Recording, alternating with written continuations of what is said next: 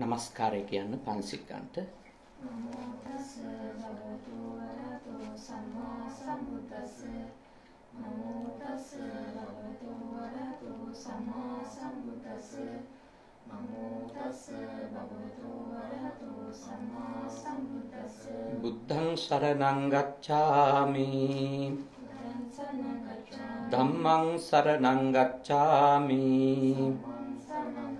සංඝං සරණං ගච්ඡාමි.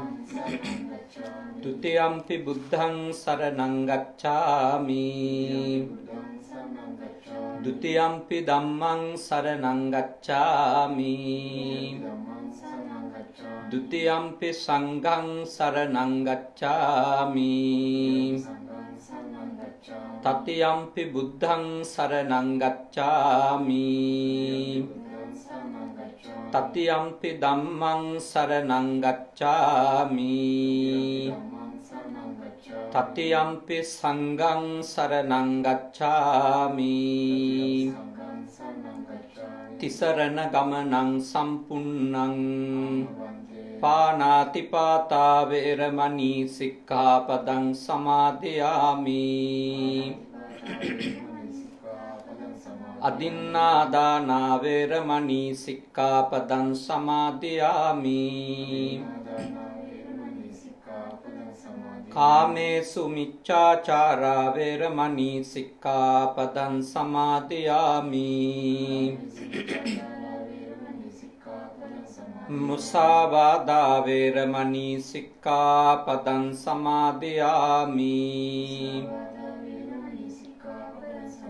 සුරාමේරය මජ්ජපමා දට්ඨානා වේරමණී සික්ඛාපදං සමාදියාමි.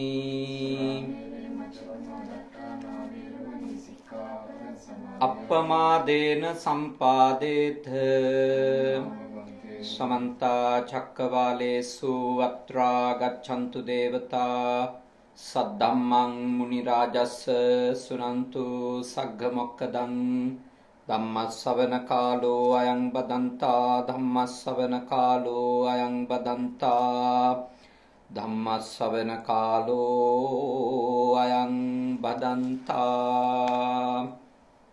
නමෝ තස් භගවතෝ අරහතෝ සම්මා සම්බුද්දස්ස. නමෝ තස් භගවතෝ අරහතෝ සම්මා සම්බුද්දස්ස. නමෝ තස්ස භගවතෝ අරහතෝ සම්මා සම්බුද්දස්ස. කාරුණික ශ්‍රද්ධාකාමී පින්වතුනි, අද මේ දිනේෂ් මහත්මාණනුත් ලසන්ති නෝනා මහත්මිනියත් ඒ වගේම දරුවනුත් ඊටාම ශ්‍රද්ධාවෙන් යුක්තව කනගවා සුගත භාවනා මධ්‍යස්ථානයට පැමුණුනේ උතුම් පින්කමක් සිද්ධ කිරීම සඳහා. විශේෂයෙන්ම ඊයේ දිනයට යෙදුණු ලසන්ති නවෝදනී මහත්මිනියගේ ජන්මදිනයට ආශිර්වාද කරන්න 7 වෙනි මාසේ 4 වෙනිදාට යෙදුණු. ඒ වගේම එතුමියගේ ආදරණීය දියණියගේ ජන්මදිනයත් එක් දියණියකගේ සෙහන්සා මනුත්මි දියණියගේ 7 වෙනි මාසේ 24 වෙනිදාට ජන්මදිනය යෙදෙනවා. ඒ දුවට ආශිර්වාද සලසා ගන්නත් අද මේ ධර්මානුශාසනාව පවත්වනවා. මේ පින්කම කරද්දී විශේෂයෙන්ම ලසන්ති නෝනා මහත්මිනිය කල්පනා කළා අභාවයටපත් ආදරණීය අම්මා පද්මා අබයපාල මාතාවට පින්පෙත් අනුමෝදන් කිරීමත් මේ වෙලාවේ ලංකාවේ ඉඳගෙන සජීවීව මේ සද්ධර්ම දේශනාව ශ්‍රවණය කරන ආදරණීය පියාණන් අබයපාල මහත්මාණන් ඒ පියාණන් වහන්සේට ආශිර්වාද කිරීමත් සෙත් පැතීමත් මේ පින්කමේ අරමුණු අතර තිබෙනවා. ඉතින් අපි තාම සතුටටපත් වෙනවා මේ උතුම් පින්කම මේ විදියට සිද්ධ කරලා දෙන්න ලැබීම ගැන. තම ජන්මදිනය වෙනුවෙන් ආරණිකේතන භික්ෂු පුහුණු මධ්‍යස්ථානයේ වැඩ ඉන්න අපේ සායන් වහන්සේලාට දහවල දානය සඳහා අවශ්‍ය කරන පහසුකම් සලස්සලා ඒ වගේම ඊයේ දවසේ උදෑසන පුජි සුගත සේනාසනයේ අපේ මේ සේනාසනයේ කනගවා සේනාසනයේ පුජි සුගත සේනාසනයේ ආධිපත්‍ය හොබවන අපේ සහෝදර අතිපූජනීය රාජකීය පඬිත ශාස්ත්‍රපති හුරුළුනික වැවේ සුදම්ම ස්වාමීන්ද්‍රයාණන් වහන්සේ ඇතුළු මහා සංඝ රත්නයට බොහෝම ශ්‍රද්ධාවෙන් උදෑසන දන් පූජා කරලා සෙත්පිරි සජ්ජායනා කරවාගෙන ආශිර්වාදාත්මක පින්කම් රැසක් සිද්ධ කරගත්තා.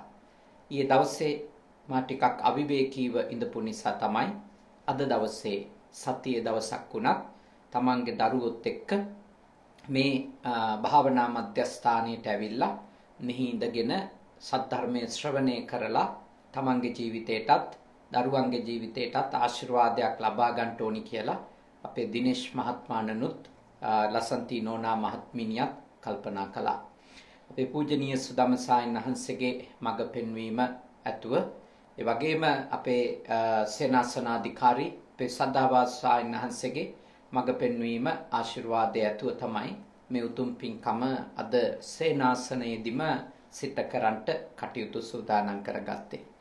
ඉතින් අද ඔබගේ ජන්මදිනය දියණියගේ ජන්මදිනය වෙනුවෙන් විශේෂයෙන්ම මේ උතුම් ධර්මානුශාසනාවේදී අපි කල්පනා කළා බුද්ධ නීති සංග්‍රහය කියන උතුම් ධර්ම ග්‍රන්ථයේ ඔබ දන්නවා රේරුකාණි චන්දවිමල මහා සායනහන්සේ ලියපු වටින ධර්ම පුස්තකයක් බුද්ධ නීති සංග්‍රහය.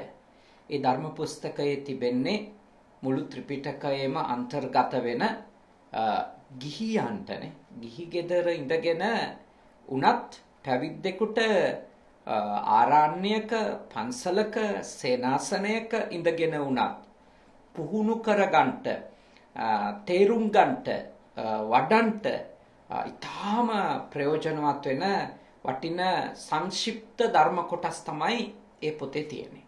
ඉතින් අද අපි කතා කරන්නේ අද નિયમિત ධර්ම මාතෘකාව සප්ත ආර්ය ධනය ගැන.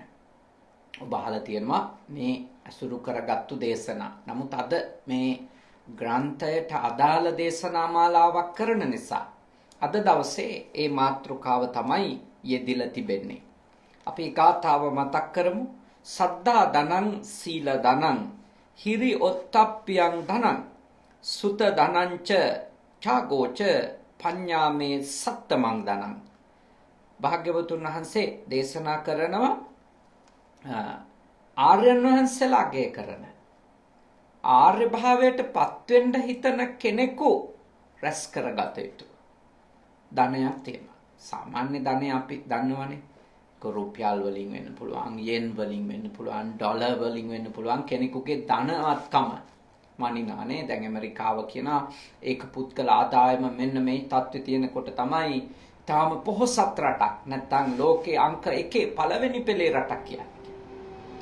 එතකොට දැන් අපේ රටේ ඒක පුද්ගල ආදායම ඇමරිකන් ඩොලර් වලින් මැන්නට පස්සේ බොහෝම අවම මට්ටමක තියෙන නිසා අපි දන්න කාලේ ඉඳලානේ අපේ සියලගේ කාලේ ඉඳලා අපේ රට තුන්වෙනි ලෝකේ රටක්. දුප්පත් කියලා කියන දුප්පත් රටක් කියලා. හැබැයි භාග්‍යවතුන් වහන්සේ උතුම් මහරහතන් වහන්සේලා අගය කරපු උතුම් ධනය අතින් අපි දුප්පතුන් කියන්න බෑ. අපේ රටවල් වල මේ ආර්ය ධනය රැස් කරගත්තු අය ඉන්නවා. එක්කෙනෙක්වත් නෑ නෙමෙයි.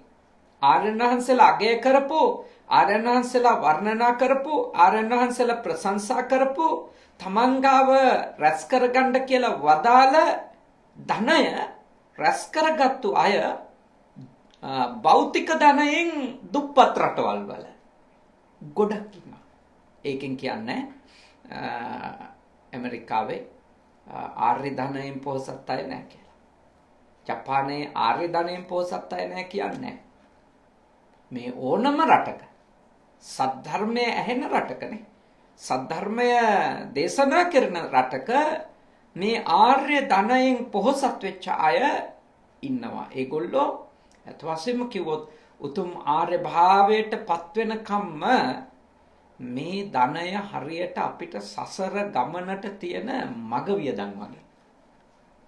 මේ සංසාර ගමනකනේ අපි යන්නේ උතුම් නිවන අරමුණු කරගෙන මේ සංසාරේ භවයෙන් භවයට අපි පුහුණු වෙමින් එනවානේ. දැන් මේ ගමනේදී අපේ රැකවරණය ධනෙන් අපිට ලැබෙන එකක් නේ රැකවරණය කියන්නේ. සල්ලි තියෙනන් පොඩි සුරක්ෂිත හැඟීමක් තියෙනවානේ නේ. සේෆ්ටි කියන එක එනවනේ අපේ ඔළුවට. ලොකු දෙයක් සල්ලි තියෙනවා. ලෙඩ හැදුනත් සල්ලි ටිකක් තියෙනවා බේත් ගන්න පුළුවන්. බඩගින්න නැත්නම් සල්ලි තියෙනවා කන්න පුළුවන්. එතකොට ධනය එක්ක අපිට දැනෙන එකක් තමයි අපි සුරක්ෂිතයි කියන හැඟීම. දැන් ලංකාවේ ඉන්න මිනිස්සුන්ට ලොකු අනාරක්ෂිත හැඟීමක් දැනෙමින් පවතිනවානේ. මේ වෙලාවේ ලෙඩ හින්දාම නෙමෙයි. වේගෙන් ලංකාවේ ආර්ථිකය කඩා වැටෙමින් තියෙනවා. ට්‍රිලියන ගණනක් මුදල් අච්චු ගහලා තියෙනවා. එතකොට ලංකාවේ ආර්ථිකය බොහොම වේගෙන් කඩා වැටෙමින් තිබෙනවා. හදිසි ණය වාරික ලබා ගන්න උත්සාහ කරනවා. මොකද මේ කඩා වැටීම නවත්තන්න ක්‍රමයක් නැති නිසා. එතකොට දැනෙන්නේ රටේ ඉන්න ව්‍යාපාරික ප්‍රජාවට සාමාන්‍ය මිනිස්සුන්ට මේක තේරෙන්නේ නැහැ. සාමාන්‍ය මිනිස්සු හිතන්නේ ගොඩක් සල්ලි අච්චු ගහගත්තම හැමෝටම ගොඩක් සල්ලි මිටි ගන්න තියාගන්න පුළුවන් කියලා. නමුත් ඒ ගැන ඥානයක් තියන අයට ලොකු අනාරක්ෂිතකමක් දැනෙනවා. මොකක්ද අපිට වෙන්න යන්නේ කියලා හිතෙනවා. අපිත් සිම්බාබ්වේ වගේ වෙයිද කියලා හිතෙනවා. අපිත් ග්‍රීසිය වගේ වෙයිද අනාරක්ෂිත. ධනය තුල අපි කඩා වැටෙනකොට ධනය අඩු වෙනකොට අපිට ධනය නැති වෙනකොට අපිට දැනෙන එක තමයි අනාරක්ෂිත බව. එතකොට ආර්ය ධනය නැති කෙනාට මේ සසරෙදි දැනෙන්නේ අනාරක්ෂිත බව. ආර්ය ධනය නැති වුණොත් එයාටත් දැනෙන එක තමයි අනාරක්ෂිත බව. මොකක් වෙයිද කියන එක. ධර්මයේ දන්න කෙනා, ධර්මයේ අහලා තියෙන කෙනා තමන් ගාව මේ ධනවත්කම නැහැ කියලා දැනෙනකොට පීඩාවකටපත් වෙනවා. තමන්ට සසර ගැන දන්න කෙනාට බය හිතෙනවා. සසර ගැන දන්න කෙනා බය හිතෙන්නේ. සසර ගැන දන්නේ නැති කෙනාට බය හිතෙන්නේ. දන්නේ නැත්නම් බය නැහැනේ කොහොමත් ගොඩක් වීරයෝ බිහි වෙන්නේ මෝඩයෝ අතර ඉන්නේ. ඒ කියන්නේ මෝඩකමට කොතෙන්ට හරි පැන්නට පස්සේ කියනවා යා වීරෙක් වගේ පැන්න කියලා. ඒ කියන්නේ නොදන්නකම තමයි ගොඩක් මිනිස්සුන්ගේ වීරකම් වෙන්නේ. හැබැයි දැනගන්නකොටනේ දේවල් දැනගන්නකොට මිනිස්සුන්ට හරි බයයි. මේක කරලා මොනවා වෙයිද? මෙහෙම ගියොත් මොනවා වෙයිද? එතකොට ඔබට සුරක්ෂිත හැඟීමක් ඔබගේ සංසාර ගමන ගැන ඔබට අඩුම ඇති කරගන්න ඕන නම් මේ භවයේ මිය යනකොට සුරක්ෂිත හැඟීමක් ඇති කරගෙන මිය යන්න ඕන නම් ආර්ය ධනයෙන් පොහොසත් වෙන්න ඕන. පළවෙනි එක සද්ධා ධනං. සද්ධා ධනං කියුවේ ශ්‍රද්ධාව නැමැති ධනය තමයි පළවෙනියෙන්ම අපි දිනු කරගන්න ඕන. ඒ ධනවත්කමෙන් ධනවත් වෙන්න ඕනේ. ඒ ධනයෙන් ධනවත් වෙන්න ශ්‍රද්ධා ධනෙන්. ශ්‍රද්ධාව ගැන නිර්වචනය ඔබ අහලා තියෙනවා. සද්ධාති තථාගතස්ස බෝධින්. ශ්‍රද්ධාව නම් තථාගතයන් වහන්සේගේ උතුම් සම්මා සම්බුද්ධත්වය ගැන පහදින එක. සම්මා සම්බුද්ධත්වය ගැන පහදින එක. ඒ උතුම් බුදු නුවණ ගැන පහදින්න ඕනේ. ඊළඟට කොයි විදියටද පහදින්න ඕන කියලා විග්‍රහ කරනවා. ඉතිපිසෝ භගවානි මෙසේ ඒ භාග්‍යවතුන් වහන්සේ අරහන් වෙන්නේ කොහොමද? ඒ ගුණය තේරුම් ගන්නවා පහදිනවා. ඊළඟට සම්මා සම්බුද්ධ වුණේ කොහොමද? මොන හේතු නිසාද උන්වහන්සේට සම්මා සම්බුද්ධ කියන්නේ? මොන හේතු නිසාද උන්වහන්සේට විජ්ජාචරණ කියන්නේ? මේ විදියට භාග්‍යවතුන් වහන්සේගේ ගුණයයි භාග්‍යවතුන් වහන්සේගේ නිමක් නැති ප්‍රඥාවයි පිළිබඳව ගුණය සහ නුවණ ගැන අපිට ඇති වෙන උතුම් පහන් හැඟීම කියනවා ශ්‍රද්ධාව කියලා. ඒක තමයි මූලික අවස්ථාව ශ්‍රද්ධාව. හැබැයි ඔය සංයුත්ත නිකායේ දිනේෂ් මහත්තයා ටිකක් ගැඹුරින් ධර්මය කියවන කෙනෙක් සහ හොයන බලන කෙනෙක් නිසා අහලත් ඇති සංයුත්ත නිකායේ තියෙනවා සූත්‍රයක් ඔක්කාන්ති සංයුත්තේ චක්කු කියලා සූත්‍රයක්. සංයුත්ත නිකායනේ. එතකොට ඒ චක්කු සූත්‍රය තුළ අවධාරණය කරනවා මොකක්ද මේ සද්ධානුසාරී බව කියලා. දැන් අපි නිතර කියනවානේ සද්ධානුසාරීව හිටියොත් ධම්මානුසාරීව හිටියොත් මේ ශාසනයේ කෙනෙක් මිය යන්නේ නැහැ මාර්ගඵල නොලබ කියලා. අන්න එතනදී සද්ධානුසාරී බව කියලා අවධාරණය කරන්නේ මේ තථාගතයන් වහන්සේ පිළිබඳව ඇති වෙන සද්ධා මාත්‍රයම නෙමෙයි. ඊතන අවධාරණය කරනවා මේ ඉන්ද්‍රයන් පිළිබඳව ඇස ආදී ඊළඟට ඒ අරමුණු ඒ කියන්නේ ආයතනයි ඒ ආයතන වලට හමු වෙන අරමුණු පිළිබඳවත් අනිත්‍ය දුක්ඛ අනාත්ම ලෙස කවුරු හරි කෙනෙක් අවබෝධ කරගෙන ඒ අවබෝධ කරගත්තු ධර්මයෙහි අඛණ්ඩව පිහිටා සිටිනම නම් ඒක තමයි සද්ධානුසාරී බව.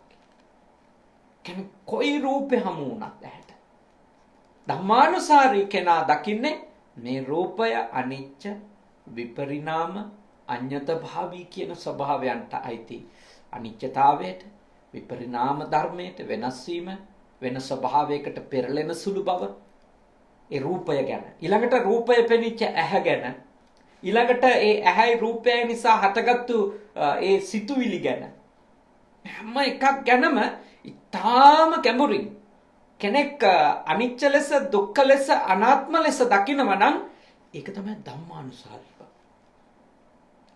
එතකොට තමයි භාග්‍යවතුන් වහන්සේ අවධාරණය කරන්නේ ඔක්කාන්ති සංයුත්තේ චක්කු සූත්‍රයේදී එවැනි ධම්මානුසාරී බවක ඉඳපු කෙනා එවැනි සද්ධානුසාරී බවක ඉඳපු කෙනා කවදාවත් මාර්ගඵලයක් නොලබා නම් මිය යන්නේ නැහැ කියලා. ගොඩාක් වෙලාවට බෞද්ධයෝ පටල ගන්නවා භාග්‍යවතුන් වහන්සේ ගැන එහෙනම් අපිට ශ්‍රද්ධාව තියෙනවනේ කියලා. එතන හිටියට සෝතාපන්න වෙලා මැරෙනවා කියන්නේ. හැබැයි ඒ ශ්‍රද්ධා මාත්‍රයත් හොඳ සුගතියක උපදින්න ලොකු ධනයක්. උදාහරණයක් නේ. දුප්පත් සතෙක් මුනිඳුන් වෙත සිත පැහැදී එක්දා ගැබෙක දිය බෙරලිය මලක් පිදී. අපි ලෝවැඩ සංග්‍රහවෙනේ ඉගෙන ගත චූටි කාලේ ලෝවැඩ සංග්‍රහ. දුප්පත් මිනිස්සේ. ඔය ඔක්කාන්ති සංයුත්ත කියපු විදියට මහා ගැඹුරු ස්කන්ධ ධාතු ආයතන පිළිබඳව අවබෝධයක් ඇති වෙලා ඒ ධර්මයේ පැහැදිලා නෙමෙයි. භාග්‍යවතුන් වහන්සේගේ ගුණය ගැන නුවණ ගැන ඇති වෙච්ච උතුම් ශ්‍රද්ධාවකින් දිය පෙරළිය මලක් පූජා කරනවා චෛත්‍යයකට. ඉක්බිති වේ මිනිසයා ඒ ශ්‍රද්ධා සිතින් මිය ගිහිලා සුගති භූමියක උපදිනවා. එතකොට ඒ ශ්‍රද්ධා මාත්‍රය උදව් වෙච්ච අවස්ථා. ශ්‍රද්ධා මාත්‍රයක් උදව් වෙච්ච අවස්ථා තියෙනවා මේ ධර්ම මේ ශාසනය උගන්වලා. හැබැයි අපි ආරම්භ කරන්න ඕනේ එතනින් වුණාට අපි එතන නවතින්න හොඳ නැහැ. භාග්‍යවතුන් වහන්සේගේ උතුම් සම්මා සම්බුද්ධත්වයේ ගැන ඒ උතුම් බුදු නුවණ ගැන ඒ උතුම් බුදු ගුණය ගැන ඇතිවෙච්ච පැහැදීම අපි දියුණු කරන්න ඕන තාම ගැඹුරු ශ්‍රද්ධාව කරා. එතකොට තමයි අපිට සසරෙන් නිදහස් වෙන්නටම ශ්‍රද්ධා ධනය උපකාරවත් කරගන්න ලැබෙන්නේ. ඒක හොඳට ඔබ අවබෝධ කරගත යුතු පළවෙනි ධනය ඒක. දෙවෙනි එක සීල ධනය. සිල්වත්කම කියන්නේ පොහොසත්කම. ගොඩක් අය හිතනවා සිල්වත් වුණොත් දුප්පත් වෙලා තමයි නවතින්නේ කියලා. නෑ. ඕන විදියට හම්බ කරන්න බෑ. ඕන විදියට කන්න බොන්න බෑ. ඕන විදියට දඟලන්න බෑ. ඕන විදියට වියදම් කරන්න බෑ. සීලය විසින් අපිට හරස් කපලා කියලා. එතකොට හිතනවා මේ සිල්වත්ව ඉන්න අය මහ දුගී ජීවිතනේ ගෙවන්නේ. නෑ. සීලවන්ත කෙනාගේ එළියට මහා පොහොසත්කමක් නැති වුණාට යාගේ ආධ්‍යාත්මෙනේ යාගේ අභ්‍යන්තරය හරිම වත්කමක් තියෙන පොහොසත්කමක් තියෙන හරිම බලගතු ආධ්‍යාත්මය. ප්‍රාණඝාතයෙන් වැළකීච්ච කෙනාට දිවිහිමියෙන් තියෙන කොන්ෆිඩන්ස් එකනේ. ආත්ම විශ්වාසය. තමන් කිසිම සතෙක් මොන හේතුවක් නිසාවත් මරලා හෝ මරවලා හෝ නැහැ කියලා. කොච්චර ලොකු ආත්ම විශ්වාසයක්ද. එයාගේ කරුණාවන්තකම ගැන කොච්චර ලොකු හිතේ පැහැදීමක් එයාට තියෙනද. මොන තරම් හිත තුළ එයාට පොහොසත්කමක් දැනෙනවද. එයාට තමන් අතරමං කියලා හිතෙන්නේ නැහැ. සමහර වයසක අත්තම්මලා අපිට මතකයි අපි ලංකාවේ වැඩ ඉන්නකොට සමහර තැන්වලදී බණ ඉවර වුණාම ළඟට ඇවිල්ලා කියනවා මේ අත් දෙකෙන් කිසි සතෙක් මරලා නැහැ සායිනාන්සේ කියලා. කොයි වෙලේ මරුණත් බය නැහැ කියලා. කොයි වෙලේ මරුණත් බය නැහැ. මේ වැහැරුණු කයක් සහිත දි-දි-දිරාපත් වුණු චීත්තයක් හැට්ටයක් ඇඳගත්තු උපාසකම්මල අපේ ගාව ප්‍රතිඥා දෙනවානේ කොයි වෙලේ මැරුණත් බය නැහැ සායිනාස. මේ අත් දෙකෙන් කිසිම සතෙක් මරලා නැහැ කියලා. හිතකින්වත් සතෙක් මරන්න උදව් කළා නැහැ කියලා. ඒ හැබැයි හරි දුර්වල කයක් දිරාපත් වෙච්ච වැරහැලි ඇඳුම්. හැබැයි ඇතුළ පොහසත් නැහැ. ඇතුළ පොහසත්. ඇතුළ පුදුම ආධ්‍යාත්මිකව පුදුම බලගතු හිතකින් ඉන්නේ. දන්නව පරපරණසල නැහැ. දන්නව සොරකම් කරලා නැහැ. එයා දන්නවා මම වැරදිකාමයට ගිහිල්ලා නැහැ. මං කම්සැප විඳලා තියෙනවා වැරදියට නෙමෙයි. පංචකාමයේ හරියට මුක්ති විඳලා තියෙනවා. මං බොරු කියලා නැහැ. මම කේලම් කියලා කොටවල නැහැ. මං අනුන්ට පරුස වචන කියලා බැනලා හිට්ටුවාල කරලා නැහැ. මං අනෙක් අයව හිස් ප්‍රලාප කියලා මුලා කරලා නැහැ. අතරමං කරලා නැහැ. මං අනුන්ගේ වට ආස වෙලා නැහැ. අභිජ්ජා විෂම ලෝභයෙන් දඟලලා නැහැ. උමුතු වෙලා නැහැ. මං අනුන් නැසේවා වෙනසේවා කියන වෛරී සිතින් ක්‍රෝධසාගත සිතින් ඉඳලා නැහැ. මම ඉඳලා තියෙන්නේ කර්ම විපාකයේ පිළිගන්න කෙනෙක් ලෙස මිසක කර්ම විපාකයේ කර්මය ප්‍රතික්ෂේප කරන මිත්‍යා දෘෂ්ටිකයෙක් ලෙස නෙමෙයි. ඔන්න ඔය දස කුසලයෙන් වැළකීච්ච කෙනාට සීලයක පිළිපදපු කෙනාට පුදුම ආත්ම විශ්වාසයක්. පුදුම ආත්ම විශ්වාසයක්. සරලව හිතන්න. දැන් මේ ලොකු දෝනි. බොරුවක් කියලා නැත්තම් ඉස්කෝලේ ගිහින් ඇවිල්ලා ගෙදර ඇවිල්ලා අම්මට කොච්චර විශ්වාසයෙන් සන්තෝෂෙන් ගෙදර ඉන්න පුළුවන්ද?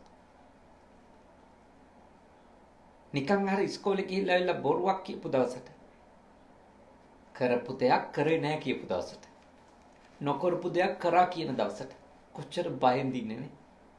අහුවේද? එළිවෙයිද? මේ ගුරුවරු හමු වෙන දවසට කියයිද?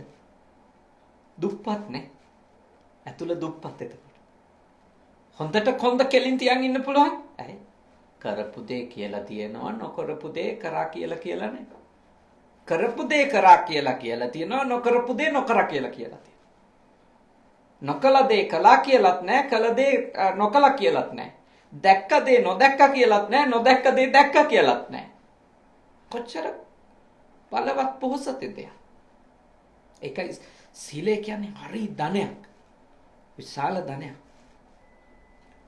සීලවන්තකම කවුරු හරි කෙනෙක් ඇති කරගත්තොත් එයා පොහොසත් මිනිසෙක් විදියට ජීවත් වෙනවා. ඒකයි භාග්‍යවතුන් වහන්සේ වදාළේ ඔබ සීලවන්ත වෙන්න. ඒ ධනෙ රැස් කරගන්න. සසරෙදී ඔබ දුප්පතෙක් වෙන්නේ නැහැ. මොකද සීලවන්තකම කියන ධනවත්කම රැස් කරගත්තු කෙනා, ඒ ධනය එකහු කරගත්තු කෙනා ඊළඟ භවයට සෝතාපන්න වෙන්න බැරි වුණත් යන්නේ ආත්ම විශ්වාසයෙන්.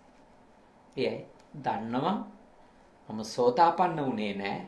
හැබැයි මගේ ඊළඟ භවයේ නිශ්චිතවම දුගතියකට වැටෙන්න පුළුවන් දස අකුසල් මං කරගෙන නැහැ. මම සීලයේ ඉඳලා තියෙනවා. භාග්‍යවතුන් වහන්සේ වදාළ විදියට සීලවන්ත කෙනා උපදින්නේ සුගති භූමියක නම් මම කාමාවචර සුගතියක උපදින්න මං කටයුතු සලස්සගෙන තියෙනවා. මගේ මල්ල පිරලා තියෙනවා. මගේ අත මිට පිරීලා තියෙනවා. කොහමද? සීලය. සීලය කියන්නේ පුදුම වටින ධනය. තුන්වෙනි ධනය භාග්‍යවතුන් වහන්සේ දේශනා කරනවා හිරි ධනං ලැජ්ජාව. ලැජ්ජාව කියන්නේ ලොකු ධනයක්. ලොකු පොහොසත්කම. ලැජ්ජාව. දැන් ගොඩක් අය හිතනවා ලැජ්ජාව කියන එක හොඳ නෑ කියලා.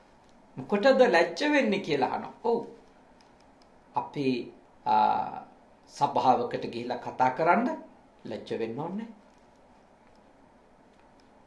කාගේ හරි ගාවට ගිහිල්ලා පෙනී හිටින්න ලැජ්ජ වෙන්න ඕනේ. ඒත් අපි ලැජ්ජ වෙන්නත් ඕනි. මොනවටද? කයෙන් වැරදි කරන්න, වචනෙන් වැරදි කරන්න, හිතින් ලැජ්ජ වෙන්න, හිතින් වැරදි කරන ඒවාට ලැජ්ජ වෙන්න. හිරි කිව්ව එක. ලැජ්ජ වෙන්න ඕන. ඒ ලැජ්ජාව කියන ධනය තියෙන්න ඕන වැරදි කරන එක ගැන. කවුරු හරි කෙනෙක් Tamanට වරදකාරී සිතුවිලි එන එක ගැන ලැජ්ජයි නම් තමන්ට යම් යම් වරදකාරී හැසිරීම් වලට යන්න හිතෙන එක ගැන ලැජ්ජයි නම් එයා වලකිනවනේ කියලා. අඩුම අපි කියමුකෝ තාම වැලකිලා නැහැ කියලා.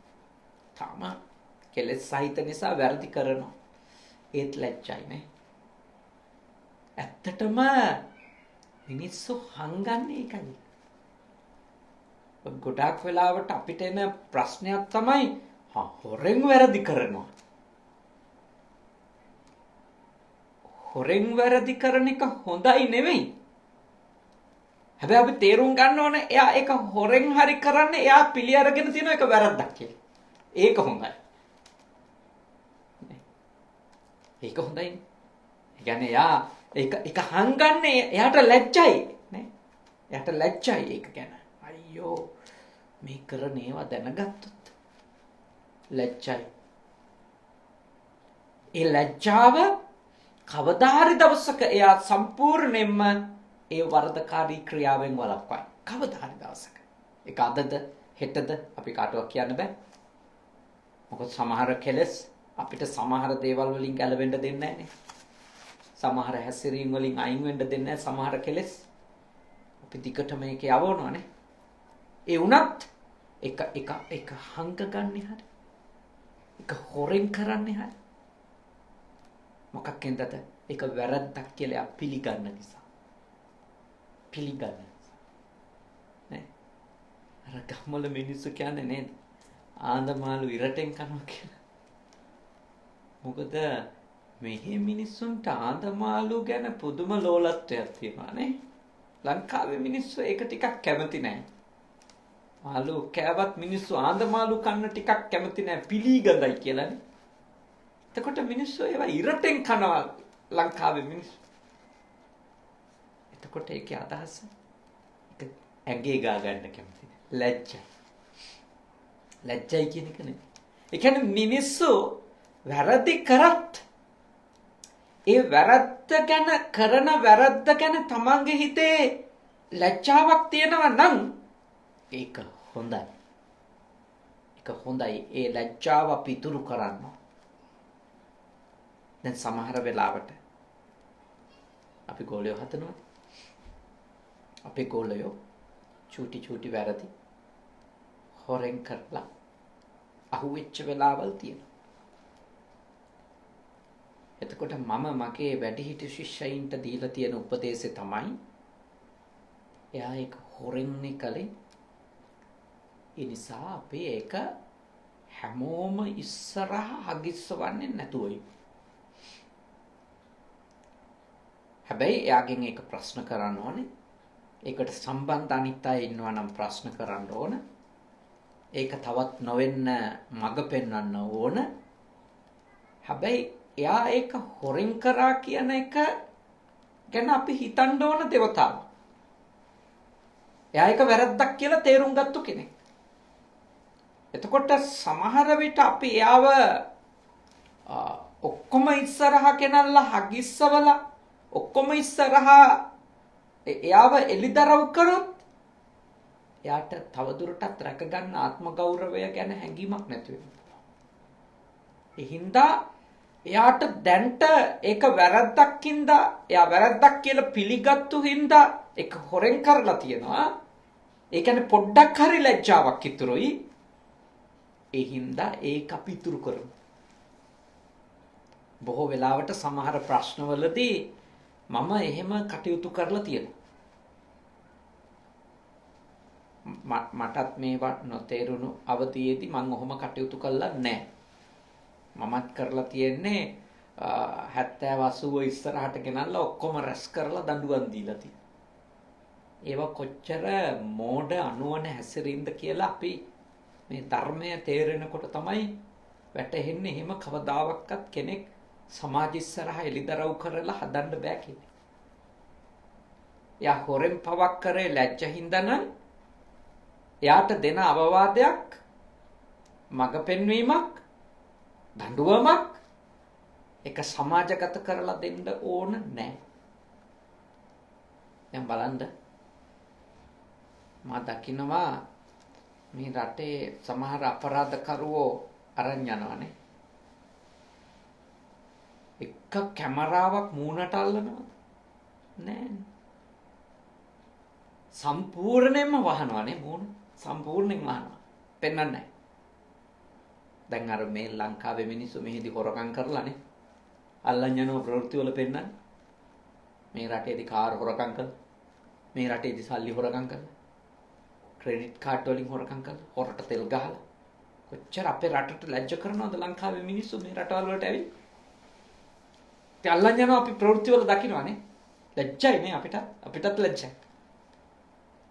අපි ලංකාවේ කියනකොට ජපාන් අය කොහොම හිතයිද කියලා ලැජ්ජයි නේ. වැදගත් විදියට ඉන්න හැම කෙනෙකුටම ලැජ්ජයි ඒක. හැබැයි මේ රටවල මිනිස්සු එච්චර හොරකමක් කරත් මුණු පෙන්නන්නේ. මේ රටේ මිනිස්සු කියන්නේත් නෑ ආව පෙන්නන්න කියලානේ. ඒ කියන්නේ ඒ අනිත් මිනිස්සු කියන්නේ නෑනේ පෙන්නන්න ওই මිනිහාගේ මූණ අපිට. ඇයි මොකද අපි බලලා අනාගතේ මේ මොකක් හරි එයාට උදව්වක් කරන්නද? මූණ හොයාගත්තට පස්සේ නෑ. මේ රටවල වල මිනිස්සු බුද්ධිමත් අවබෝධ කරගෙන තියෙනවා. එයා හොරෙන් කරපු දෙයක් මේක. එයා ගැන ඉන්වෙස්ටිගේෂන් එකක් කරන්න ඕනේ. ඒක කරනකම් එයා වරදකරුවෙක් ලෙස සලකන්නේ නැහැ. සැකකරුවෙක් විතරයි. එයා හොයලා අන්තිමට එයාට දඬුවමක් දෙන දඬුවම මොකද්ද කියලාවත් අපිට හොයාගන්න හම්බෙන්නේ නැහැ. ඒක තමයි විශේෂත්වය නේ. ඒක තමයි විශේෂත්වය. කොහොමද හොයාගත්තේ කොයි විදියටද දඬුවම් දුන්නේ අපි දන්නෙත් නැහැ. මිනිහා නැහැ කියලා විතරයි අපි දන්නේ.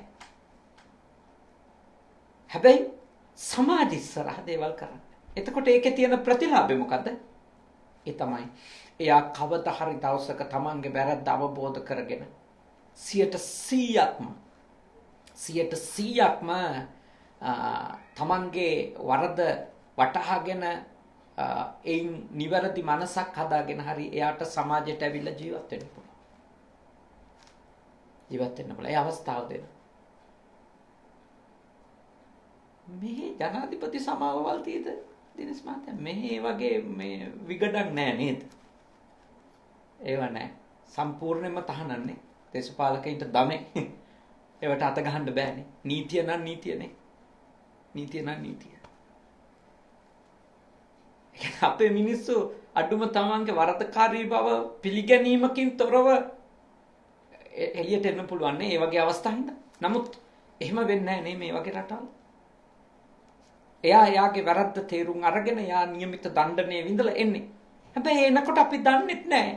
එයා අපරාධයක් කරලා නිවැරදි වෙලා ඇවිල්ලා කියලා දන්නෙත් නැහැ. එයා යහපත් මිනිස්සෙක් ලෙස ඊළඟ ජීවිත කාලය එයාගේ ගෙවනවානේ. සමහර විට ආයෙ කළා යන අයත් ඉන්නවා. ඒක විය හැකියි. ඇඩික්ට් වෙච්ච තියෙනුනේ සමහර. ඒ කෙසේ වුණත් මට ඔබට කියලා දෙන්න ඕනදී. කාගේ හරි ගාව වරදකාරී හැසිරීමක් තියෙන්න පුළුවන්. හැබැයි එයා එක හොරෙන් හංගගෙන කරන්නේ යම්කිසි ආකාරයකට එයා වරදක් කරනවා කියන එක තේරුම් අරගෙන නම් එයාව නිවැරදි කරන්න මඟ පෙන්වන්න දෙන දඬුවම දෙන්න අපිට පුළුවන්. හැබැයි එයාව එලිදරව් කරලා එයාට චුට්ටක්වත් නිවැරදි වෙන්න තියෙන අවස්ථාව විනාශ කරන්නේ නැතුව. ඒකයි දරුවෙකුට හරි දෙන අවවාදයක් පුද්ගලිකව දෙන්න කියන්නේ. දරුවෙකුට හරි දෙන අවවාදයක් දෙන දඬුවමක් පුද්ගලිකව දෙන්න. සමාජ ඉස්සරහා එපා කියන්නේ ඒකයි. අර අපිට වෙලා තියෙන අපි පුංචි කාලේ ඉඳලා මේ හන්දිවල ගුටි කාලා නේද? ඒ කියන්නේ අපිට අපේ සංස්කෘතියේ තියෙන්නේ වැරද්ද දැක්ක තැන හදන්න ඕන කියලානේ. ඒ කියන්නේ මහා ටවුන් එකකදී අපි වැරද්දක් කළොත් එතෙන්දිම කුඩ පාරක් හරි ටොක්ක්ක් හරි හම්බ වෙනවා අම්මලාගේ. ඒක හරි වැරදි. ඒකෙන් වෙන්නේ හන්දි ගානි ගුටි කාලා පුරුදු වුණාම ලැජ්ජ නැති වෙනවා ඊළඟට. රැක ගන්න ගෞරවයක් නැති වෙනෝනේ. ඇයි අතෙන්දි ටොකෝ කාලා මෙතෙන්දි ගුටි කාලා පුරුදු වෙලා අනිත් අය ඉස්සරහ. අපි කරන්න ඕන වැරද්දක් දැක්කම ඒක හරි ලකුණු කරගන්න. හැබැයි අත් එක්ක පුද්ගලිකව ඒක විසඳ ගන්න. පුද්ගලිකව විසඳන්න ඕනේ අත් එක්ක.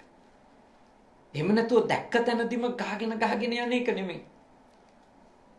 දැක්ක තැනදිම කෑ ගහන එක නෙමෙයි. ඒ වෙලාවට අපිට පුළුවන් ඉඟි කරලා නවත්තවන්න නේ. දිගටම යනවනම් ඉඟියක් කරනවා. ඒකට ඉතින් අම්මාගේ කොන්ද තියෙන්න ඕනේ නේ. තාත්තගේ කොන්ද තියෙන්න ඕන. එක බැල්මෙන් ඒක එතන නවත්තවන්න පුළුවන් කියන එක. දැන් ඔය වෙලා තියෙන්නේ ගොඩක් අලුත් අම්මලට අලුත් තාත්තලට මේ ළමයින්ට එහෙම බැල්මකින් නවත්තන්න ඕන දැන් ඔය ඇති දැඟලිල්ල කියලා පෙන්න ගන්න කොන්ද නැහැනේ. ඒ කරුමේ ගොඩාක් තියෙනවා ලංකාව විතරක් නේ මම හිතන්නේ ලෝකෙම අලුත් ජෙනරේෂන් එක 90න් පස්සේ වගේ ඉපදිලා දැන් ළමයි හදන කට්ටිය ඒගොල්ලොන්ට ළමයින්ට අවවාදයක් කරන්නත් මොකද්ද අමුතු අමාරුවක් තියෙනවා බැරි කමක්. හිංසා කරන්න එපා. හිංසා කරන්නේ මොකටද? හිංසා කරන්න ඕනේ නැහැ. බැරි දේ බෑයි කියන්න පුළුවන්. චූටි කාලේ ඉඳලා දෙන්නේ නැති දේ දෙන්නේ නැහැ. කරන්න බැරි දේ කරන්න බෑ. එපා දේ එපා. ඒක හරියටම කියලා අවධාරණය කරන්න ඕන. අහන්න නැත්තම් ඒක වෙනම පුද්ගලිකව යාට අදාළ දඬුවම දෙන්න ඕන.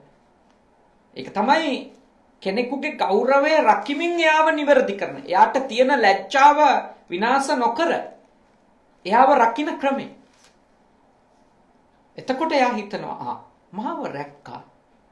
මාව මෙතෙන්දී අම්මා තාත්තා මාව පහත් කරේ නැහැ. මට අවමන් වෙන්න වැඩ කරේ නැහැ. එහෙනම් මාව ආරක්ෂා කරන්නේ. එහෙනම් මම ආරක්ෂා වෙන්න ඕන. ඒ කියන්නේ දැන් දුවෙකුට සමාජ ඉස්සරහා හිංසාවකට පීඩාවකට ලක් නොකර ගෙදරදී අවවාද කරනවා හෝ දඬුවම් දෙනවා කියන්නේ ඒ තාත්තා ඒ අම්මා ඒ දුවට හෝ පුතාට ආදරෙයි. මොකද සමාජ ඉස්සරහා ලැජ්ජ වෙන්න දෙන්නේ නැහැ. වැරද්ද හරි හදනවා ගේ ඇතුළේදී. එතකොට දුවෙකුට පුතෙකුට තේරෙන්න ඕන මේ මාව රකින්නවා. එහෙනම් මම දැනගන්න ඕනේ එළියට කියන්න රැකෙන්න. ඒක ඔළුවට යන්න ඕනේ පණිවුඩේ. එහෙනම් තාම බුද්ධිමත් වෙන්න ඕන මේ ලැජ්ජාව කියන එක ඒ මනෝභාවයත් එක්ක වැඩ කරද්දී. අපේ රටේ ගොඩක් කැමති නැහැ මම දන්නවා මේ කියන කාරණාවට මේ ගොඩක් අය කැමති නැහැ මොකද අපේ රටේ කැමති හතරමං හන්දියකට ගෙනල්ලා මොකක්ද කියන්නේ නේ බූවල්ලෙන් ගහන්න ඕනේ. එහෙමනේ කියන්නේ. ගෝල් පේස් එකට ගෙනල්ලා දඬුවම් දෙන්න ඕනේ. එහෙම කියලා කියනවානේ ලංකාවේ මිනිස්සු කියනවා. ඉතින් ඒවා ප්‍රාථමික ගෝත්‍රිකයන්ට හොඳ අදහස්. ඒවා මේ ඥානවන්ත මිනිස්සු ඒ වගේ කරන්නේ නැහැ කවුරුක. හතරමං හන්දිවල දඬුවම් දෙන එක මොන කැලෑ නීතියක්ද? හතරමං හන්දිවල දඬුවම් දෙන්න බෑනේ. දඬුවමක් නියම කරනවා නම් ඒකට තියෙනවා ශාලාවක් ඉස්සර ඉඳලමනේ අධිකරණ ශාලාව. ඒක බුදුහාමුදුරුවන්ගේ කාලේ ඉඳලා තියෙනවා. මේ හතරමං හන්දිවල දඬුවම් දෙන්නේ නැහැ කාටවත්. ඥානවන්ත මිනිස්සු ගෝත්‍රික සමාජවල ඒව කරා. ශිෂ්ට සමාජ ඒව කරේ නැහැ. ගෝත්‍රික සමාජවල තාමත් ඔය තියෙන්නේ නේ. ඔය සමහර මැද පෙරදිග කලාපේ රටවල් වල අපි දකින්නේ සමහර අයට ගල් ගහලා මරනවා නේ. හැම රටකම නන් නෙමෙයි මැද පෙරදිග වුණා. සමහර රටවල් තියෙනවා මේ ගල් ගහනවා. මිනිස්සු ඉස්සරහට ගෙනලා කස පාරවල් දෙනවා. ඒ වගේ දඬුවම් ක්‍රම තියෙන ඒවා අනුමත කරන්නේ නැහැ ශිෂ්ට මිනිස්සු. හැදිච්ච මිනිස්සු, වැදගත් මිනිස්සු, ඥානවන්ත මිනිස්සු ඒ ක්‍රම වලින් අනිකාව යහපත් කරන්න පුළුවන්, නිවැරදි කරන්න පුළුවන් කියන තැන නැහැ. ඒ නිසා හොඳට තේරුම් ගන්න ඕන යමක් පවක් ඒ පව කරන්න මට හිතෙන එක මාව ඒ පවට මෙහෙ වෙන මානසිකත්වය ගැන මට ලැජ්ජාවක් එනවා.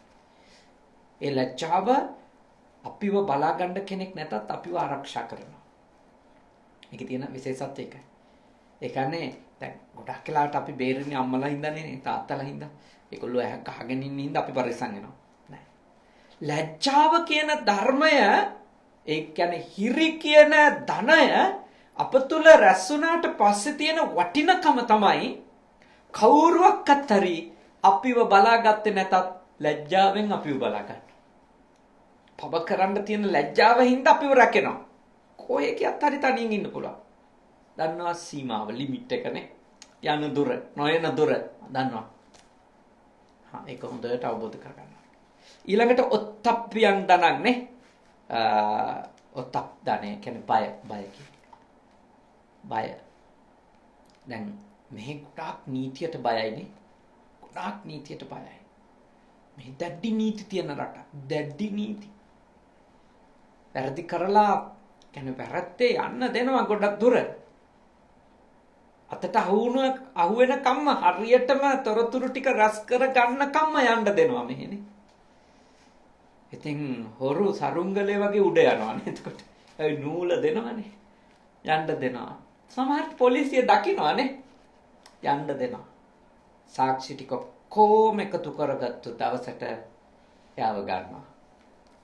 එදාට ආයේ අනේ නෑ මන්නන් නෙමෙයි කියන්න දෙයක් ඉතුරු කරලා ගන්නෙ නෑ. ගන්නේ 100%ක්ම තහවුරු වෙන සාක්ෂි සාධක වීඩියෝ දර්ශන තැන වෙලාව ඔක්කොම එක වුණාම ඊට පස්සේදී නීතිය ක්‍රියාත්මක කරනවා. ඒක ගැන දන්න නිසා මේ රටවල් වල මිනිස්සු පුදුම බයයි නීතිය කඩන්න. පුදුම බයයි නීතිය කඩන්නනේ. ඔය නීතිය දැඩි ලෙස කැඩුවත් කඩන්නේ ඇත්ත වශයෙන්ම ආසියාතික අනිත් රටවල් වලින් ආපු මිනිස්සු. මොකද මේ මිනිස්සුන්ගේ ජීවිතේ වැඩි කාලයක් නීති විරෝධීව ජීවත් වෙලානේ පුරුදු. එතකොට අර කැලේ මාරු වුණාට කොටියාගේ පුල්ලි මාරු වෙන්නේ නැහැ වගේ කතාවක් තියෙන්නේ. මෙහෙට ආවත් ඒ නීති විරෝධී ගතිය තුල හැසිරෙන්න හිතනවා. දැන් මේ රටේ අයත් එහෙමයි ඉන්නවා. නේ නීති විරෝධී වැඩ කරන අය ඉන්නවා නෑ නෙමෙයි. ඒ මොකද හේතුව? ඒ නිවැරදි නීතිය පිළිබඳව හරියටම කියලා දීලා අවබෝධ කරලා එහි දඬුවම පිළිබඳව හරියටම තෝරලා දීපු ඒ දැනුම අවබෝධය ඒගොල්ලෝ අරගෙන නැති අය. ඒ පිරිසක් ඉන්නවා අපරාධ කරලා විවිධ පාතාල කණ්ඩායම් විදියට හැසිරෙන එහෙම පිරිසකුත් ඉන්නවා. ඒ උනත් බහුතරයක් දෙනා නීතියට බයයි. දැන් බුදුදහම යෝජනා කරන්නේ නීතියට විතරක් බය වෙන්න කියලා නෙමෙයි. නීතියට අපි කොහොමත් ගරු කරන්න ඕන. බුදුහාමුදුරු දේශනා කරන්නේ යම් කිසි රටකට ගියා නම් රාජානං අනුවත්තිතු ඒ රටේ රජුරුවන්ට අනුගතව ඉන්නේ කියලා. මේ බුද්ධ නීති සංග්‍රහයේම ඉදිරියේ දේශනාවකදී මට මාතෘකාවක් ලැබිලා තියෙනවා පිට රටකට ගියොත් ඉන්න ඕනේ කොහොමද කියලා. ඒ මාතෘකාවේ තියෙන එක පිට රට ගියා නම් ඉන්න ඕනේ කොහොමද? ඒක වෙනම බණක් කරනවා. ඒ යම්කිසි නීතියකට අපි ගරු කරන්න ඕන, ඒකට අනුගත වෙන්න ඕන. ඒක ගැන සැකයක් නැහැ. අපිට කියන්නේ නීතියටත් වඩා එහා ගිය එකක්. මොකද්ද? පවට බය වෙන්න. අකුසලයට බය වෙන්න. තමන් කරන කර්මයට බය වෙන්න. කර්ම විපාකයට බය වෙන්න. එය අවබෝධ කරගත්තු කෙනා කවුරු හිටියත් නැතත් අකුසලයේ කරන්නේ. මොකද එයාට ඔත්තප්ප කියන ධනෙ තියෙනවා. ඔත්තප්ප කියන ධනෙ. බය කියන ධනෙ තියෙනවා. අර එක ජාතක කතාවක මට ජාතක කතාව මතක නැහැ හරියට. ඒකේ කියනවා ලැජ්ජා බය දෙක තමයි ලෝකපාලක ධර්ම කියලානේ. ලෝකපාලක ධර්ම, දේව ධර්ම කියලානේ. දේව ධර්ම මොකද්ද කියලා යක්ෂයා අහනවනේ නේ. පංචායුධ කුමාරයාගේ කතාවේ හරි ඒ වගේ කතාවක තමයි. යක්ෂයෙක් අහන්නේ රාක්ෂයෙක් අහනවා මොකක්ද ලෝකපාලක ධර්ම නේ? සූර්ය කුමරු, චන්ද්‍ර කුමරු කියලා ඔහම කුමාරවරු තුන් දෙනෙක්ගෙන් අහන එකක්. එතකොට කියනවා බෝධිසත්වෝ කියනවා ලැජ්ජ බය දෙක. එතකොට තමයි අනිත් අයටත් නිදහස හම්බෙන්නේ. ඒ කියන්නේ ලැජ්ජ බය දෙක තියෙනවා නම් ඕන තැනක යා රැකෙනවා. ලැජ්ජ බය දෙක නැත්තම් කරන්න බැරි දෙයක් නැහැ. අර ලංකාවේ ගම්වල කියමනක් තියෙන නේද? ලැජ්ජ බය නැතිකම මහ මුදලිකමටත් වඩා ලොකුයි කියලා. ඒකට හොඳ කතාවක් තියෙනවා. ඒක මම කියන්නේ. ඒකයි ඒ කතාව හැදුනේ කියලාත් කතාවක් තියෙනවානේ. මුදලිට බැරි වෙච්ච දෙයක් මිනිස්සේ කරපු හැටි. එතනින් පස්සේ තමයි මේ ලැජ්ජ බය නැතිකම මහ මුදලිකමටත් වඩා ලොකුයි කියන කතන්දරේ ගෙතිලා තියෙන්නේ. ඒ කියන්නේ ලැජ්ජක් නැති වුණොත් කෙනෙකුට පවට බය නැති වුණොත් කරන්න බැරි දෙයක් නැහැ. ඒකයි ඒකේ අදහස. එතකොට දැන් ධනයන් හතරක් ගැන අපි ඉගෙන ගත්තා. අපි රැස් කරන්නේ ශ්‍රද්ධාව, සීලය, හිරි, ඔත්තප්ප. ඊළඟට භාග්‍යවතුන් වහන්සේ දේශනා කරනවා සුද්ධ දානං. සුද්ධ දානං ඒකේ සද්ධර්ම ශ්‍රවණය නැමැති උතුම් ධනය. දැන් ගොඩක් වෙලාවට බොහෝ අය දැන් ධර්මයේ ශ්‍රවණය කරනවානේ ශ්‍රුත ධනය තියෙනවා. දැන් අපේ Facebook පිටුව තුල වුණා දහස් ගාණක් එක දේශනාවක් කරාම ශ්‍රවණය කරනවානේ. බුදුබුතුන් YouTube නාලිකාවට එකතු වෙලා දහස් සමහර දේශනා ලක්ෂයකට කිට්ටු ප්‍රමාණයේ බලපුවක් තියෙනවානේ. ලක්ෂයකට අධික ප්‍රමාණයක් බලපුවක් තියෙනවා. ඒ කියන්නේ මිනිස්සු අහුම්කම් දීම නැමැති ධනයෙන් පොහොසත් වෙනවා. හැබැයි අහුම්කම් දීම නැමැති ධනය ආර්ය ධනයක් වෙන්නේ උතුම් ශ්‍රී සද්ධර්මයේ අහුම්කම් දුන්නා. උතුම් චතුරාර්ය සත්‍ය අවබෝධ කරගන්න උපකාරවත් වෙන ධර්මය අහුවොත්. අන්න එතකොට ඒක ආර්ය ධනයක් වෙනවා. ඒ අහුම්කම් දීම. හැබැයි සාමාන්‍ය ජීවිතෙත් අහුම්කම් දීම කියන්නේ පොහොසත්කම. අහුම්කම් දෙන කෙනා පොහොසත් කෙනෙක්. හොඳට අහන් ඉන්න කෙනාට තමයි අධ්‍යාපනයෙන් උඩට යන්න පුළුවන්. හොඳට අහුම්කම් දෙන කෙනාට තමයි වෘත්තියෙන් ව්‍යාපාරයෙන් උඩට යන්න පුළුවන්. හොඳට අහුම්කම් දෙන කෙනාට තමයි හොඳ පෞල් ජීවිතයක් ගෙනියන්න පුළුවන්. හොඳට අහුම්කම් දෙන කෙනාට තමයි හොඳ අම්මා කෙනෙක් තාත්තා කෙනෙක් වෙන්න පුළුවන්. හොඳට අහුම්කම් දෙන කෙනාට තමයි හොඳ ගුරුතුමෙක් ගුරුතුමියක් වෙන්න පුළුවන්. ඒ කියන්නේ අහුම්කම් දෙනවා කියන එකට සවන් දෙනවා කියන එකට හිත පුහුණු කරගත්තම ඒ ධනය තමන් තුළ රැස් කරගත්තම මහා පොහොසත්කමක් තමන්ගේ ජීවිතේට එනවා. එයා කවදාකවත් දිලින්දෙක් වෙන්නේ නැහැ. ලෞකික ජීවිතේ දිලින්දෙක් වෙන්නේ නැහැ. බලන්න ඔය හැම ප්‍රශ්නයකම ඒ කියන්නේ හැම ඔය කියපු හැම ශේත්‍රයකම හැම තත්වයකදීම අසාර්ථකකමට බලපාලා තියනවානේ. එයා අහන් ඉන්නේ නැතිකම. අහන් ඉන්නේ නැනේ පන්තියේදී අහන් ඉන්නේ නැති ළමයා විභාග අසමර්ථයිනේ. ෆෝන බෝබා නේද? හොරෙන් ටීචර්ස්ලට හොරෙන් ගේම් ගාගා ඉන්න ළමයි ඉන්නවානේ මේ රටවල් වල ඉන්නවානේ එහෙමයි. හරි දිලින්දෙක් නේ අධ්‍යාපනයේ දිලින්දෙක්. මේ ලෝකේ අසරක් ඉගෙන ගන්න.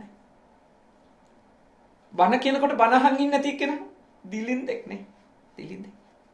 ධර්මය අහන්නේ නැහැ කියන්නේ එයාගේ ඒ කියන්නේ සරලව කිව්වොත් සද්ධර්මය අහන්නේ නැහැ කියන්නේ සද්ධර්මයෙහි යාවත් කාලීන වෙන්නේ නැහැ. ඒ කියන්නේ අපි ඕනම ශ්‍රවණය කරපු දෙයක් කාලයක් යනකොට අපේ මතකයෙන් ගිලිහෙන්න පුළුවන්. එතකොට මේ මතකය අලුත් කරන්න ඕන. එතකොට අපි සද්ධර්මය අහන්න අපි ඇති කරගත්ත සම්මාදිට්ඨිය ඍජු වෙන්න පටන් ගන්නවානේ. දිට්ඨි මුජුන් කරුති කියන්නේ ධර්මයේ ශ්‍රවණය කරනකොට සම්මාදිට්ඨික භාවය තුළ අපි තහවුරු වෙනවා. අපි සාවර වෙනවා හරියටම. මොකද අහපු දේ අහනවා නොඅහපු දේ අහනවානේ. අහපු දේ හරියටම පැහැදිලි කරගන්නවා. එතකොට ඉන්න දර්ශනේ තව ස්ථාවර වෙනවා. තව ස්ථාවර වෙනවා. කියන්නේ අප්ඩේට් වෙන කෙනෙක් වෙන කියලා කියන්නේ නේ. යාවත් කාලින වෙන. නැත්තම් දියුණු වෙන්න බෑ. සාමාන්‍ය ජීවිතෙත් දියුණු වෙන්න බෑ. ලෞකික ජීවිතෙත් අපේ මේ නූතන තත්වයන්ට ගැලපෙන නූතන දැනුම අරගෙන ඒ ශ්‍රුත ඥානය දියුණු කරගත්තේ නැතොත් යන්න බෑ උඩට. ධර්ම පුහුණුවේදී ඉහළට යන්න නම් ඔබ හැම කෙනෙක්ම ධර්මයෙහි යාවත් කාලීන වෙන්න ඕන. සත්පුරුෂෝ මුණ ගැහෙන්න ඕන. සත්පුරුෂ ධර්මය අහන්න ඕන. කල්යාණ මිත්‍රයා මුණ ගැහෙන්න ඕන. කල්යාණ මිත්‍රයාගෙන් ධර්මය ඉගෙන ගන්න ඕන. එතකොට තමයි ඒ ධනය ඔබට ලැබෙන්නේ. ඒ ධනය ලැබෙනකොට අර කලින් හම්බ කරගත්තුවා තව වැඩි වෙන්න ගන්නවා. ඒ කියන්නේ ශ්‍රුත ධනය වරින් වර සද්ධර්මයේ ශ්‍රවණය කරනකොට ශ්‍රද්ධාව තව දියුණු වෙනවා. සීලය තව දියුණු වෙනවා. ඊළඟට ලැජ්ජාව තව දියුණු වෙනවා. බය තව දියුණු වෙනවා. දැන් අද ධර්ම දේශනාව අහනකොට නේ දැන් මේ රැස් කරගත්ත ශ්‍රුත ධනයනේ අර තිබිච්ච ශ්‍රද්ධාව තව ටිකක් දියුණු කරගන්න ඕනේ කියලා හිතනවානේ. ලැජ්ජාවක් තිබුණා නම් පවට මෙතෙන්දි පින්ද වැටුණානේ මේක හදන්න ඕනේ. ඒ කියන්නේ ශ්‍රුත ධනය දියුණු වෙනකොට අර අනිත් ශ්‍රද්ධා ධනයේ පොඩි අඩුවක් තිබුණා නම් ඒක වැඩි වෙනවා. සීල ධනයේ අඩුවක් තිබුණා නම් ඒක වැඩි වෙනවා. හිරි ඔත්තප්ප කියන ධනයේ අඩුවක් තිබුණා නම් ඒක වැඩි වෙනවා. ඒ හින්දා ශ්‍රුත ධනය දියුණු කරගන්න අපි නිරන්තරයෙන් කැප වෙන්න ඕනි. ඒකයි ධර්මයේ සඳහන් කළේ නිරන්තරයෙන් ඒ සද්දා මේ ශ්‍රුත ධනෙ දිනු කරගන්න කාලේන ධම්ම ශ්‍රවණ සුදුසු වෙලාව ආපු ගමන් ධර්මය අහන්න කාලේන ධම්ම සාකච්ඡා සුදුසු වෙලාව ආපු ගමන් ධර්මය සාකච්ඡා කරන්න භාග්‍යවතුන් වහන්සේ දේශනා කළානේ. ඊළඟ කාරණය ඡාගදන දීම අතහැරීමනේ. ගොඩක් අය හිතන්නේ රැස් කර ගැනීමෙන් තමයි ධනවත් වෙන්නේ කියලා. බුද්ධ ආගමේ විතරක් කියනවා අතහැරියනොත් ධනවත් වෙනවා. දුන්නම ධනවත්. එකහු කරගත්තම ධනවත් වෙනවා කියන එකනේ සාමාන්‍ය ලෝක ධර්මයේ.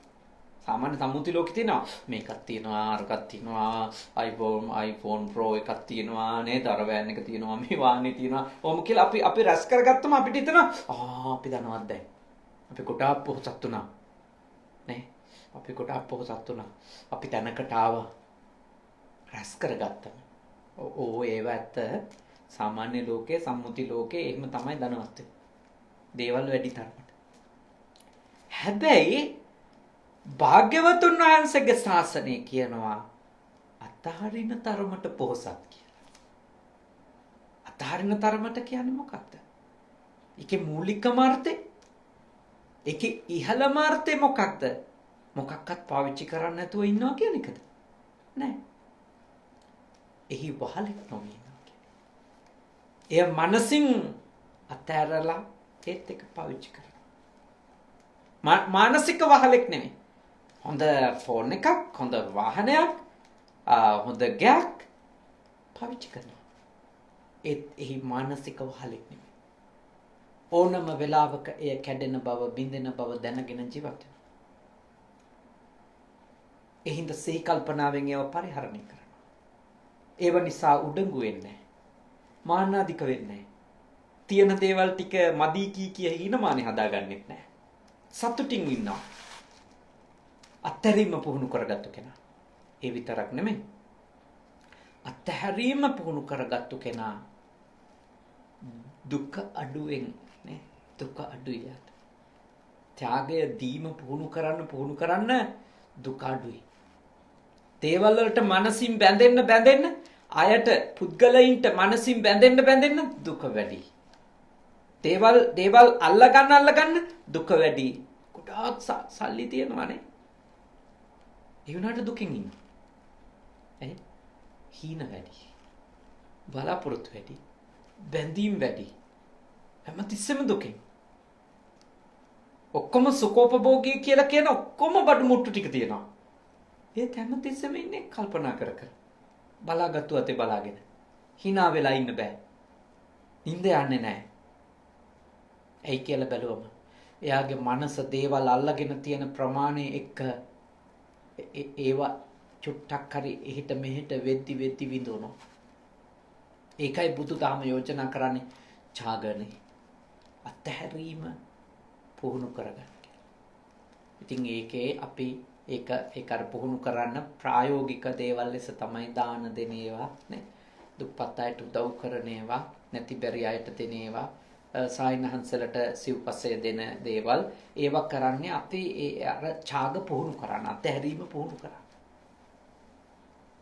එතකොට අත්හැරීම ධනයක්. අත්හරින එක පොහොසත්කමක්. කවුරු හරි කෙනෙක් තමන්ට හතුරුකම් කරපු එක්කෙනාට වෛර කරන එක නැවැත්තුව නම් එයා පොහොසතෙක්. අතහැරියා. එයා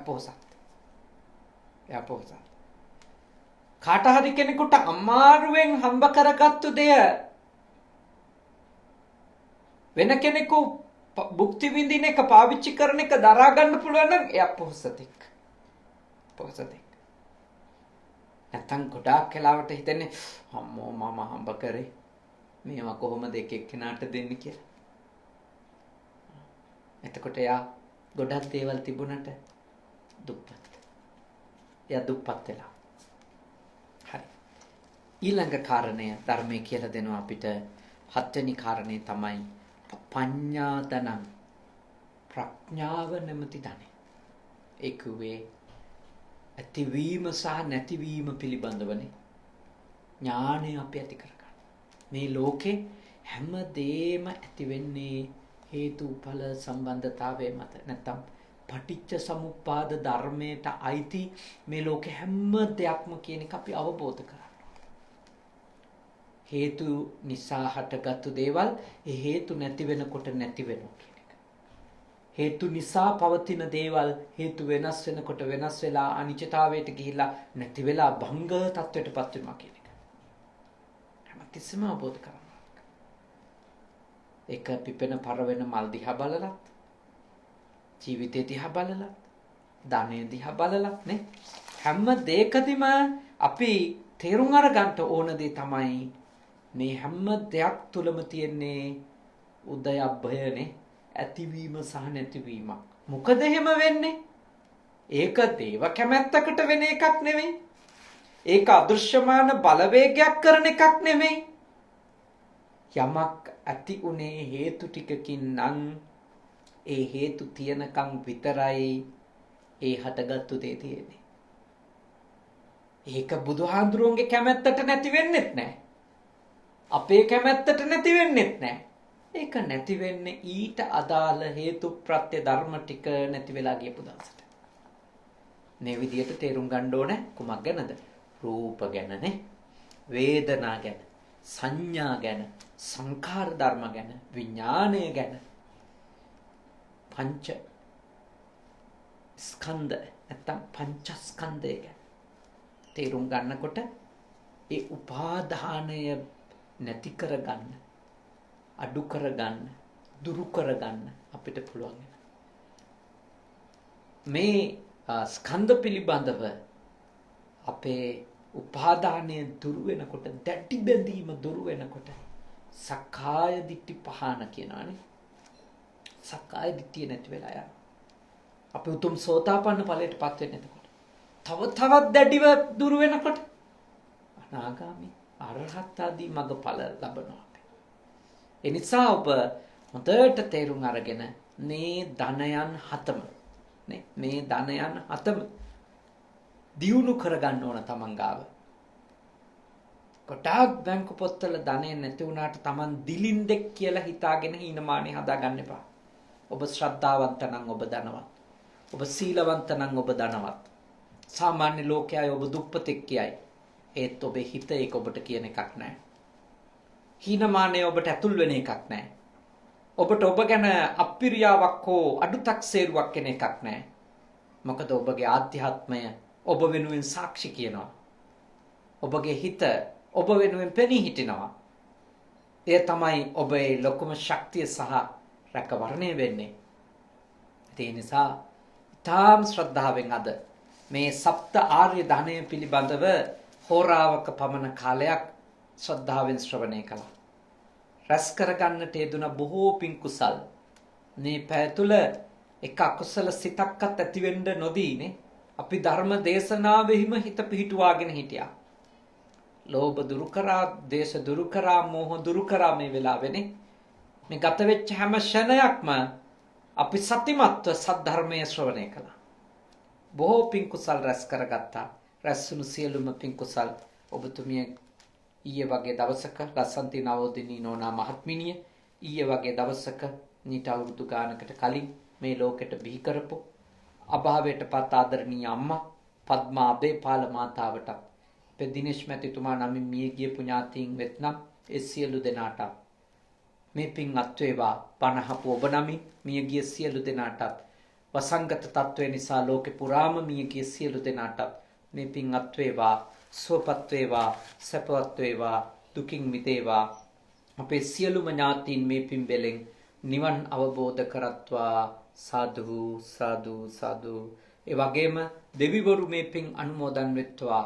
දෙවියන්ගේ ආශිර්වාදය, ආරක්ෂාව, බැල්ම ශක්තිය ඊයේ ජන්මදිනයේ සමරපු ලසන්ති නවෝදනී නෝනා මහත්මිනියටත් සෙහන්සා මනුත්මි එතුමියගෙත් දිනේෂ් මහත්මයාගෙත් එක දියණියක් ඒ දියණියටත් ඒ දියණියගේ ජන්මදිනයේ 24 වෙනිදා 7 වෙනි මාසේ ඒ දියණියටත් සියලු දෙවියන්ගේ ආශිර්වාදය ලැබේවා. අනෙක් දියණිවරු දෙපළට සහ පුතුණුවන්ටත් දරුවෝ සිව් දෙනාටම සියලු දෙවියන්ගේ ආශිර්වාදය ලැබිලා අධ්‍යාපන කටයුතු අනාගතය දිනෙන් දින දියුණු වේවා.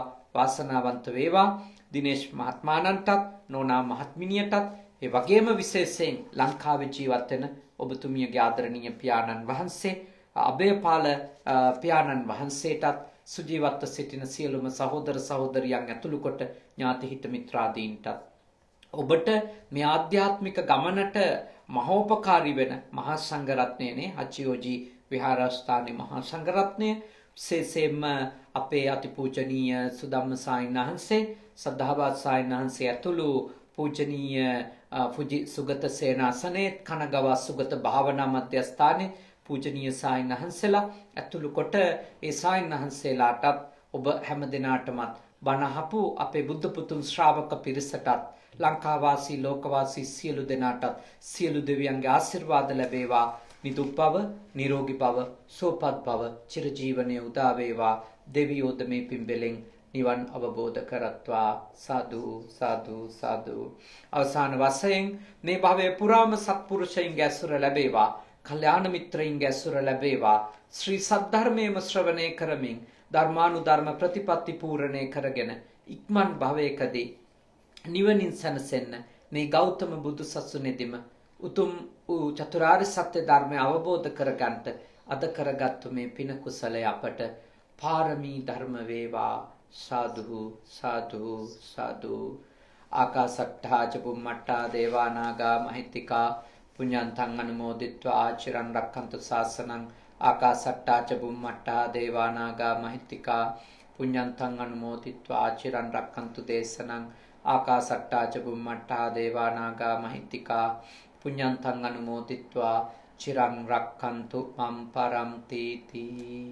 ඔබ හැමදෙනාම නිදුක් වෙත්වා, නිරෝගී වෙත්වා, සුවපත් වෙත්වා. සාදු සාදු සාදු.